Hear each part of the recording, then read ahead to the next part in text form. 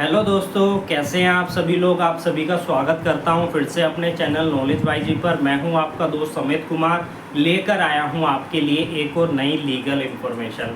आज हम इस वीडियो में समझने वाले हैं कि अगर आपका एक्सीडेंट हो चुका है और अब एक्सीडेंट होने के बाद आगे की क्या प्रक्रियाएं रहेंगी, या फिर एक्सीडेंट होने के बाद कोर्ट में क्या क्या प्रोसेस चलेगा, कौन कौन सी स्टेज आएगी जब एक्सीडेंट हुआ है, और कोर्ट ने जब तक कि उसका निर्णय नहीं दे दिया है उसके बीच से स्टार्टिंग से लास्ट तक की क्या स्टेज रहने वाली है, और कोर्ट प्रोसीडिंग में कौन कौन सी स्टेज रहती है, इसके बारे में आज हम समझने वाले हैं। तो जो भी लोग स्टूडेंट इस वीडियो को देख रहे हैं, फ्यूचर में वो चाहते हैं कि वो प्रैक्टिस करें, एमएससीटी केसेस को डील करना चाहते हैं, यानी कि एमएससीटी केसेस का मतलब होता है इस तरीके के केसेस जिसमें कि कोई एक्सीडेंट हुआ है, एक्सीडेंट होने के बाद वो मैटर जो है कोर्ट के अंदर चला गया है। तब अब इसमें क्या क्या स्टेप लिए जाते हैं कोर्ट के द्वारा, तो सबसे पहले समझते हैं। सबसे पहले यहाँ पर एक एक्सीडेंट का होना ज़रूरी है। जब कोई एक्सीडेंट होगा तभी उसकी प्रोसीडिंग आगे चलेगी। अगर एक्सीडेंट ही नहीं हुआ तो एमएससीटी केस के अंदर कोई भी प्रोसीडिंग नहीं चलेगी, क्योंकि एक्सीडेंट हुआ नहीं है और प्रोसीडिंग चलाने का कोई मतलब नहीं है। तो सबसे पहले तो एक्सीडेंट होगा। एक्सीडेंट होने के बाद एक एफआईआर दर्ज की जाएगी। एफआईआर दर्ज करने के बाद जो पुलिस अधिकारी हैं जिसको ड्यूटी दी गई है उस केस को इन्वेस्टिगेट करने के लिए, वो उस केस को इन्वेस्टिगेट करेगा। जितने भी एविडेंस है वो सारे जुटाएगा। जिसकी गवाही करवानी है उन सभी की गवाही करवाएगा। जो चीज़ें सीज करनी है वो सारी चीज़ें सीज करेगा, और एक पूरी रिपोर्ट तैयार करके जो है कोर्ट में सबमिट कर देगा। जैसे ही वो कोर्ट में सबमिट करेगा, अब कोर्ट की यहाँ पर प्रोसेस स्टार्ट हो जाता है। तो कोर्ट क्या करता है, सबसे पहले उसका संज्ञान लेता है, कॉग्निजेंस लेता है कि एक्चुअली में यहाँ पर ये बन रहा है या नहीं बन रहा है। तो कॉग्निजेंस लेने के बाद यहाँ पर कोर्ट की प्रोसीडिंग स्टार्ट हो जाती है। तो यहाँ पर जब कोर्ट के अंदर जो फाइल भेजी जाती है, इन्वेस्टिगेशन जो करने के बाद पुलिस अधिकारी के द्वारा जो रिपोर्ट भेजी जाती है, उसे हम कहते हैं कि डार फाइल की गई है। डार का मतलब होता है डिटेल एक्सीडेंट रिपोर्ट, यानी कि डार आई है इस केस के अंदर, जिसमें सारी जानकारी लिखी होती है कि किसने एक्सीडेंट किया, किसका एक्सीडेंट हुआ, किस गाड़ी से हुआ, कौन सी गाड़ी थी, किसने किसको ठोका, इंश्योरेंस थी नहीं थी, क्या आरसी है, क्या सीज किया गया, सारी डिटेल उस जो है रिपोर्ट के अंदर लिखी होती है। उसके बाद यहाँ पर जो कोर्ट है उसका कॉग्निजेंस लेती है, और यहाँ पर नोटिस भेजा जाता है पार्टीज़ को, यानी कि जो जिसको चोट लगी है, अगर वो एक्सपायर हो गया है तो उसके जो लीगल रिप्रेजेंटेटिव है उसको सूचना भेजी जाएगी, या फिर उसको चोट लगी है वो ठीक हो चुका है तो उसको इन्फॉर्मेशन भेजी जाएगी, या वो अभी हॉस्पिटल में है तो उसके जो एलआरस होंगे या रिलेटिव होंगे वो प्रोसीडिंग को ज्वाइन करेंगे। साथ ही अपोजिट में जो पार्टी होती है वो होती है यहाँ पर ड्राइवर, ओनर और इंश्योरेंस कंपनी। तो ड्राइवर और ओनर कुछ केसेस में कॉमन हो सकते हैं, यानी कि मेरी ही गाड़ी है और मैं ही ड्राइवर हूँ, तो मैं ही उस केस में ओनर भी होऊंगा और उस केस में ड्राइवर भी होऊंगा। और इंश्योरेंस कंपनी जो कि अपोजिट पार्टी होती है।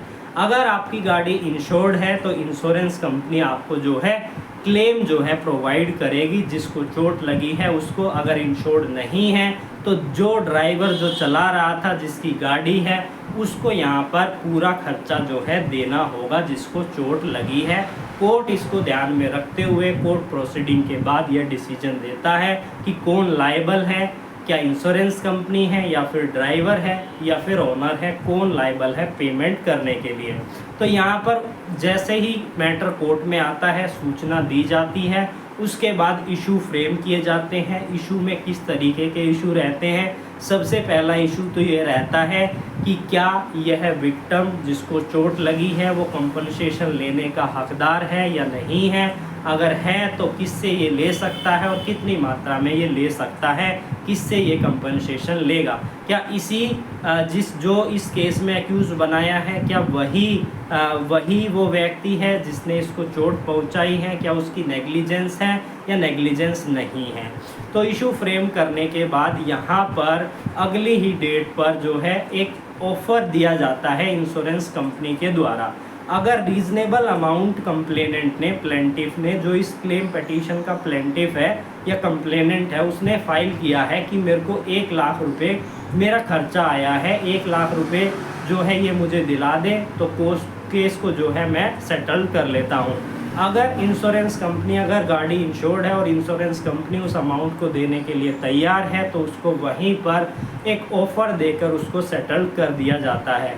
अगर वो ऑफ़र जो है बहुत कम अमाउंट देते हैं, तो यहाँ पर वो ऑफ़र एक्सेप्ट नहीं करते, तो उसके बाद उसका ट्रायल चलता है। तो जैसे ही ऑफ़र रिजेक्ट किया जाता है, उसके बाद यहाँ पर क्या किया जाता है कि गवाही चालू करवा दी जाती है। जो क्लेमेंट है उसकी तरफ से गवाही चालू हो जाती है, प्लेंटिफ की तरफ से जो है गवाही चालू हो जाती है, जिसमें अगर वो इंजर्ड है, उसे कुछ पता है, उसको ज़्यादा चोट नहीं लगी, तो उसे यहाँ पर विक्टिम बना के उसकी गवाही, या किसी ने कंप्लेंट करी है उसकी गवाही, कोई आई विटनेस है उसकी गवाही, पुलिस वालों की गवाही जिसने केस को इन्वेस्टिगेशन की है, या कोई और भी जो उस इन्वेस्टिगेशन में शामिल हुआ है, उन सभी की गवाही होती है। और क्रॉस किया जाता है जो ड्राइवर के काउंसिल हैं, या फिर ओनर के काउंसिल हैं, या फिर इंश्योरेंस कंपनी के काउंसिल हैं, उनके द्वारा। तो इन क्रॉस करने के बाद डिफेंस के पास अगर कोई एविडेंस है, तो वो अपना एविडेंस यहाँ पर देते हैं। और PE यानी कि प्लेंटिफ एविडेंस क्लोज होने के बाद D आ जाता है, डिफेंस एविडेंस आ जाता है। उसके बाद जो है फाइनल आर्ग्यूमेंट की स्टेज आ जाती है। फाइनल आर्ग्यूमेंट होने के बाद कोर्ट यहाँ पर जजमेंट जो है पास कर देता है, यानी कि उसे अवार्ड देना है, अवार्ड यहाँ पर पास कर देगा, जजमेंट देना है, जजमेंट यहाँ पर जो है कोर्ट पास कर देती है। तो यही पूरी प्रक्रिया थी MSCT केस के अंदर की, जब से एक्सीडेंट हुआ है जब तक जजमेंट नहीं आती, तो ये सारे स्टेप इस तरीके से कोर्ट के अंदर फॉलो किए जाते हैं। आई होप आपको ये वीडियो अच्छी लगी होगी। इसी तरीके की और वीडियोस के लिए आप हमारे साथ जुड़े रहिए।